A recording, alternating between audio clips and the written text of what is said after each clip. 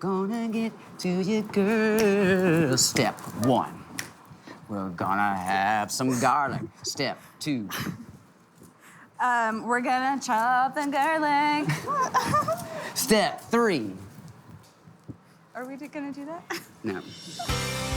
I'm Erick Baker, and I've spent my life crossing the Southeast on tour as a singer-songwriter. But I recently realized I was always headed to the next town instead of seeing the sights along the way. So I teamed up with my friend Nicole to check out what we've been missing. There's a place you've never been that's right where you want to be. We hope to take you to places you never knew existed or where you've always dreamed of going. Uncharted.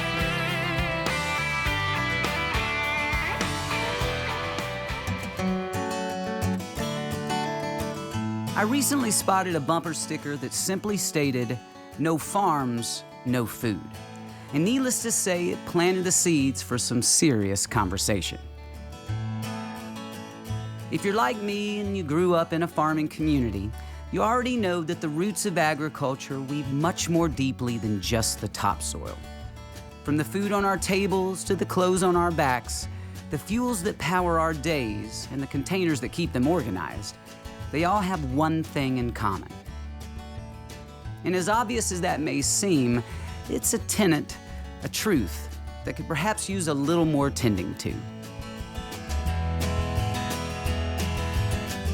So on this episode of Tennessee Valley Uncharted, I'm grazing on a few of the great examples of agriculture that grow just outside of my hometown of Knoxville, Tennessee. And the Grainger County Tomato Festival seems like a great place to start.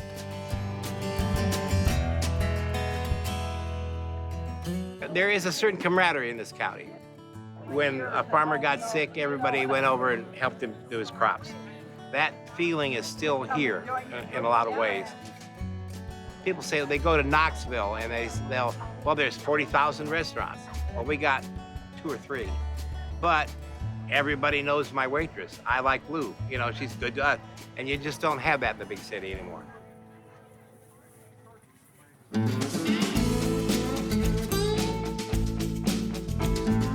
Grainger County Tomato Festival, right? That's right. Yes, it is. And we're starting with a battle. We're starting with a battle. What are the tomato wars all about? So every year, you can get all your frustrations out by trying to hit somebody with a tomato. Okay, it's a charity event. Actually, this ministry we started in 2011, right after the earthquake. We have a school, God's Planet for Haiti. It's a non-profit organization, 501c3. We have 86 children. And right now, what we're trying to do is just try to get people just to support our kids with $35 a month that will pay for the teacher and that will feed the child at the school every day. Wow. Yes. What a great way to start the day. Like, that's awesome. Man, much love to y'all. Much love to you. Yeah. Cheers. You take care. All right. I'm hugging you before I'm gonna find you after this. I really want to. That'd be the biggest, funnest part of my day.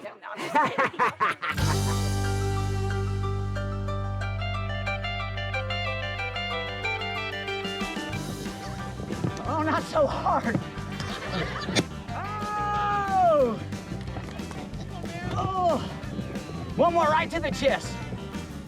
Oh!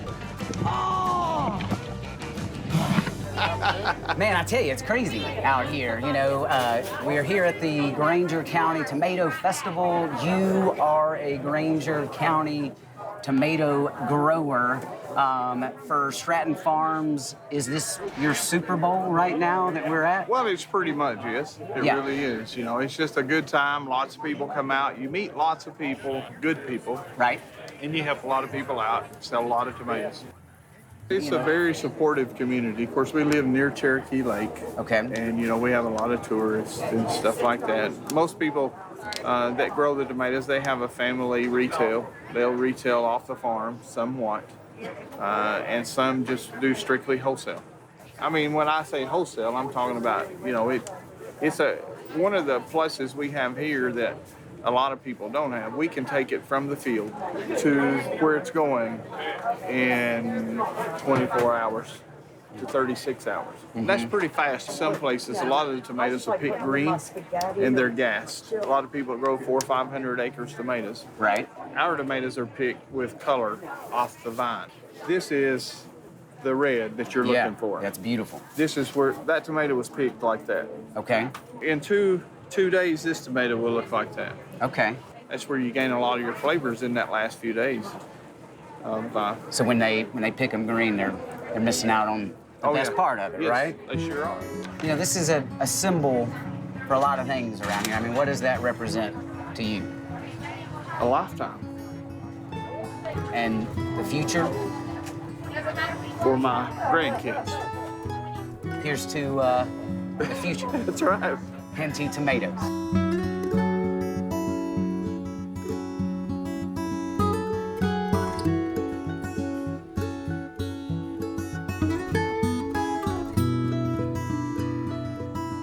Sitting here eating these tomatoes, and after spending the day here in Grainger County, as I look at this plate of tomatoes, it's clear to me that there's way more than just tomatoes here. People ask, you know, what's the special ingredient that makes these tomatoes taste so good? Some people say it's the soil. Some people say it's the farming techniques. You know, as I taste this, I don't taste that. I taste love. And as I look at this, again, I don't see just tomatoes. I see years and years of history, of heritage, of family, and you can taste the difference.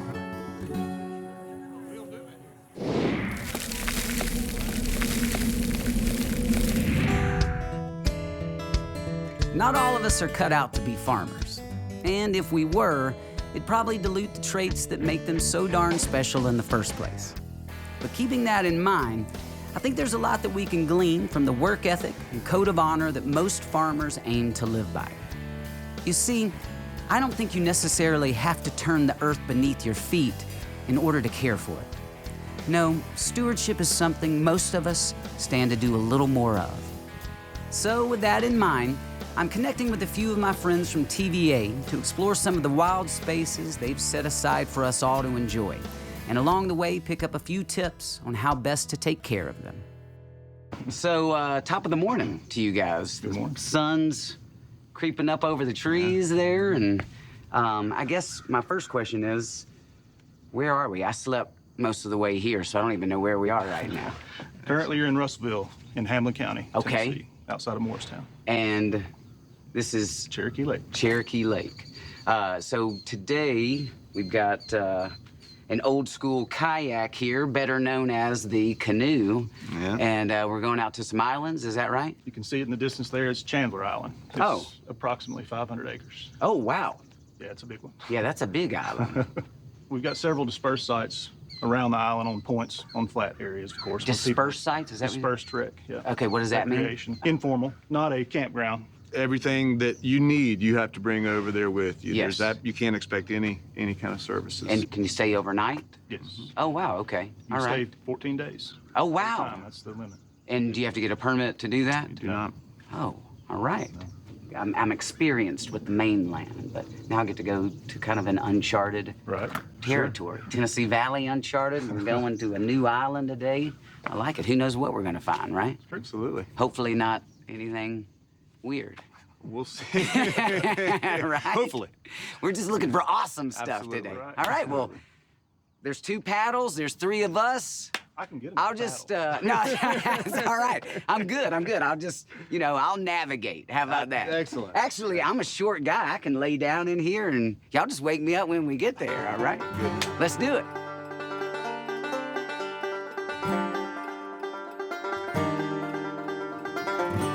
We're gonna head in a straightly fashion. This is my kind of canoeing, guys, I'll be honest. Yeah, just sit back, relax. You guys should start a canoe service. Two men in a canoe. Hi, folks. Welcome to 2 Men in a Canoe. My name's Erick. Well, I guess if it's 2 men in a canoe, what does that make me? I meant 3 men in a canoe. My name's Erick. I'll be your canoe host. So there aren't any, not any snakes on these islands, are there? I would say there absolutely are snakes on these islands. All right.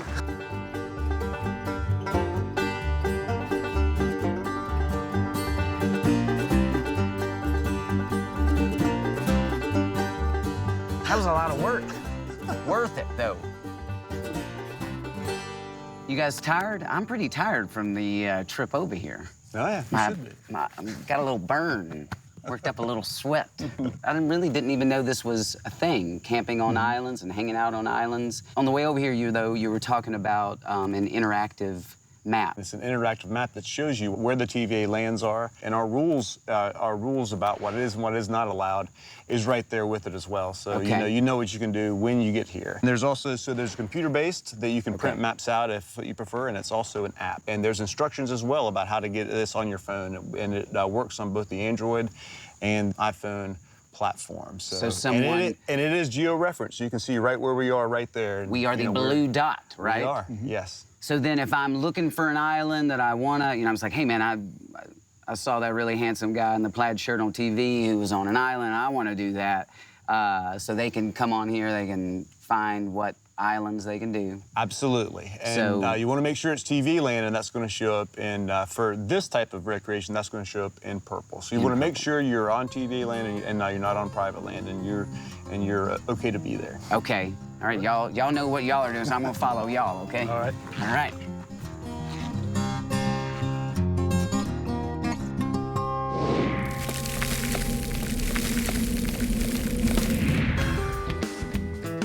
In my almost 4 decades on this earth, I found that taking care never gets easier. But then again, that's what makes it so special.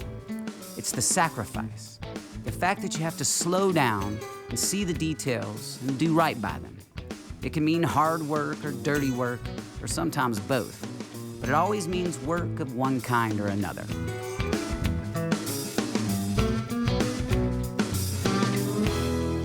Good morning, everybody.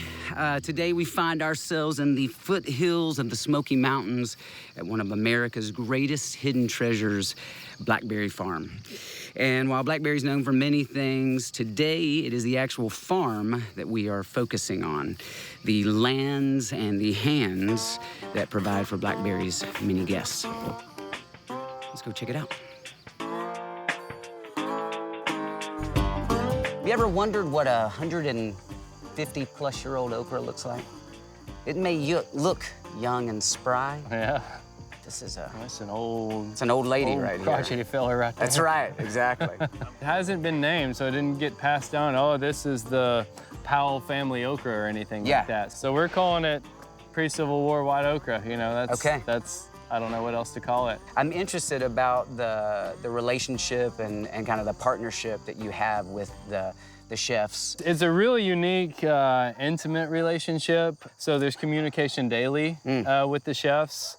And then obviously on a yearly and seasonal basis, your seed catalogs start coming in around January or so. So I get a bunch of seed catalogs, I hand them off to the chefs. They do the old JCPenney Christmas wish list circle and go through, I want this one, I want this one. And also we look at like, well, last year we really liked this and we didn't grow enough, or we grew way too much of that, we couldn't use it all. So we start to tweak on those things that we've selected and really enjoy. And then your farmers generally know more about seed diversity than your chefs. So generally what we'll do is we'll get a whole bunch of different types and we'll grow small little plots of them out and try them out and test them out. What do you think about this? And then we'll decide for the following year, is this something that we want to invest more land in? So we can get a bigger yield on this and maybe something that we can put on the menu or things like that. That's kind of like on the annual scale of things. Yeah. But then there's a daily communication. The night before, the morning, I'll get a little bing, and it'll be like, this is what we need for the morning. Their grocery list. Yeah, the grocery list pops in on the phone. Exactly.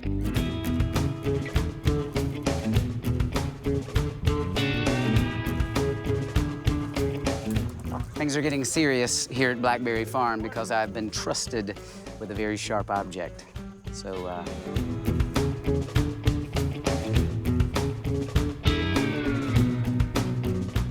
are we taking those? Use those. We can use these. For the bounty that we are about to plunder, right? Okay. Tell me about what we're collecting for. We do a lot of herb marinades, herb sauces. We're gonna collect as many different herbs as we can that are beautiful and fresh and ready to be picked. We're gonna incorporate them into into a beautiful heirloom vegetable salad.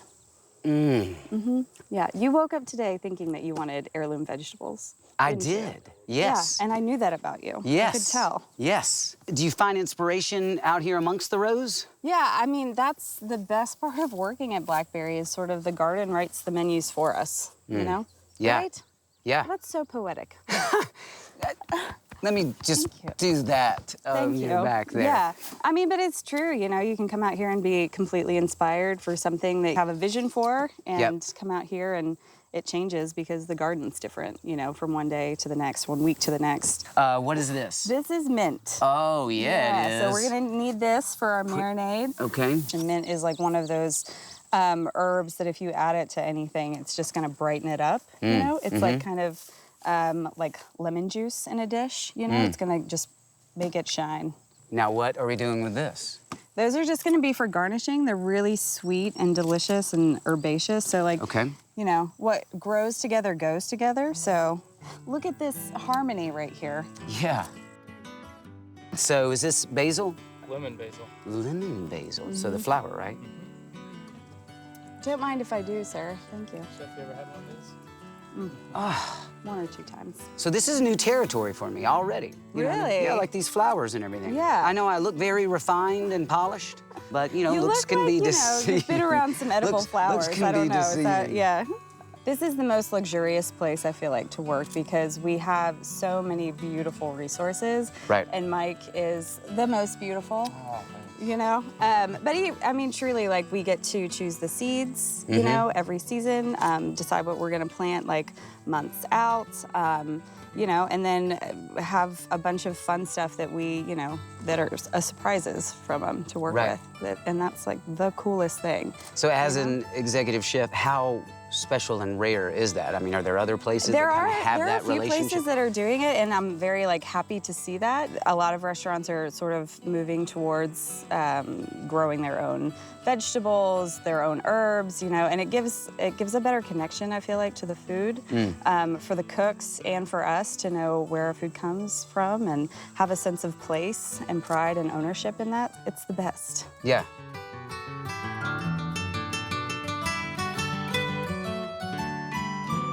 Let's get some marigold flowers. Okay. They're really floral, very astringent. So but I love them. tell me what astringent means. I apologize. It's a very like clean mouthfeel, a little bit tart. Get that in there. A little bit bitter. You know, but I would call it astringent. Yeah. Which is, you know, kind of bitter. Right. It's kind of tart. I just learned a new word. You're teaching me things. Thank you. See? Are we gonna do eggplants? Let's do eggplants. I think there's Little a couple guys. hiding behind you there. Let's do it.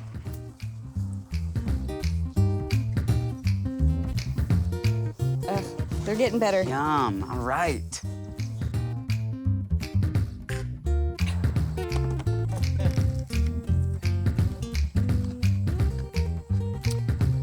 You've heard people say garden salad before. This is a true garden salad that I'm experiencing right now. I mean, I am. This is a degustation of the garden right now. Man, I'm a happy boy.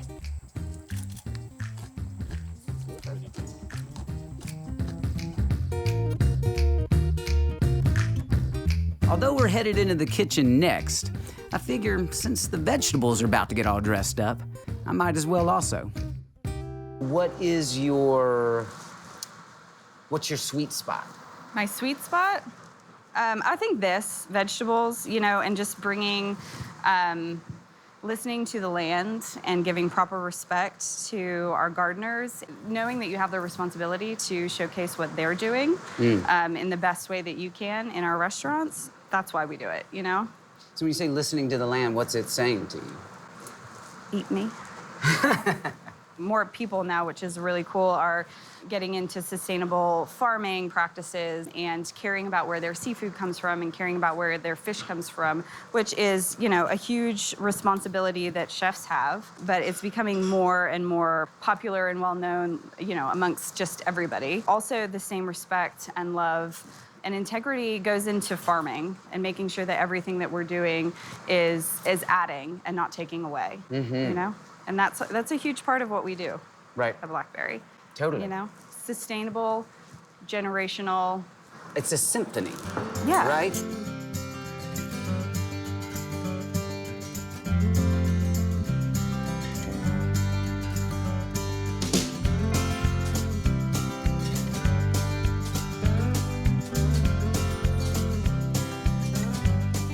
Before even tasting it, I know without a doubt, I mean, that is truly beautiful. We have We've got a good against thing. Yeah. good against Yeah. evil. Good guy, bad guy. Yeah, but yet it's like where the good guy and the bad guy become friends. Yeah. Right? Right. And then next time you see me, I'm going to be in an all-white suit. That's beautiful. Playing a white piano. Yeah. And I'm going to be going, Sarah. It's a good song. It's a good start. Your food looks so good. You are a singer first. Thank you for hearing Dancer that. second. Dancer second. Yeah. Lover of great food, lover of great wines. Cheers. Cheers. Here's to a great day's work. Yeah. I'll drink to that. So not just good food here, right? We Good also wine. have good wine. Yes. Yeah, and that's one of the coolest things about Blackberry is our wine program is incredible. Last count, 160,000 bottles of wine, which is such an expansive, really cool cellar to have. And Yes. to I have a have team. 4. Yeah, I I don't have keep 4. wine in my Yeah, house I because think I I have 4 can't. bottles currently. Yeah. What should I eat first? I would say probably the eggplant because Okay. it's my favorite. All right. And are you a supporter of a little bit of this, a little bit of that, a little bit of that? Yeah, and get it eating- all. Yeah. Get okay. it all. Okay. Right? That's delicious. Eggplant.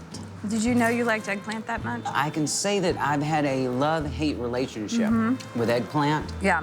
but this little guy, he's gonna go in the He's gonna go in the love box. Yep, on the love side of things. Yeah, but it's a really remarkable thing to work really hard and get what you work for and to accomplish things and to have that be a sustainable career and to teach and to learn too. Totally. Totally. And to continue doing that. Now, I am one who will often speed through a meal. But like, given the journey of the day, you know, where I've seen these vegetables, you know, pick them literally, you know, now it's Yeah, like, it gives man, you a bigger appreciation for everything. Absolutely. Yeah. A bigger picture, a bigger understanding, story, Yeah. experience. And yeah. It's kind of all coming together on this plate. Yeah, what you see, you know, from Mike's perspective and Right. and his team and everything that goes into growing all of these things. It's really remarkable. And then we get to cook it and we get to eat it and to serve it. Right. It's really fun. Well, and that experience, I mean, I can taste it. You know, you were saying about the love that, you know, tasting the love and everything. It's like, it's in here, man. Yeah. And I had some of my loves in here, right? I mean, Yeah. a little bit of, You picked some of these I herbs. did. I did. Yeah. I did. It was a team effort. It was. One of the best things that you said, and it was when we first ran into each other, was, hey, it's just cooking. It's just cooking. What do you mean by that? It's a really grandiose art form. It really is. And it matters and it means something. And I like to think that we're good stewards of the land and of preserving a heritage and a sense of place that is Blackberry Farm. I'd rather go home happy than frustrated. So it's just cooking. Taking pride in something, but also just realizing the humility of it all is something that keeps me just happy. Yeah. Yeah. Don't take yourself too seriously. Right, exactly. This has given me a new perspective on cooking. Yeah. I truly appreciate it. Thank you. Much love. Cheers. Yeah, cheers.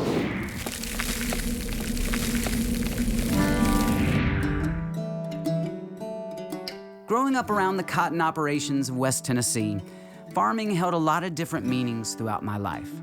In fact, you might even say that my perspective grew up right alongside me. At one point, the fields that fenced in our small community were nothing more than a backdrop, whereas later on, those same fields meant freedom. Freedom from the prying eyes of the neighborhood parents, that is.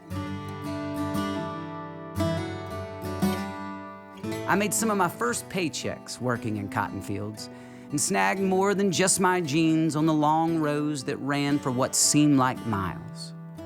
I've watched as fortunes were harvested like the crops they came from and seen families sink their last few cents into surviving yet another season.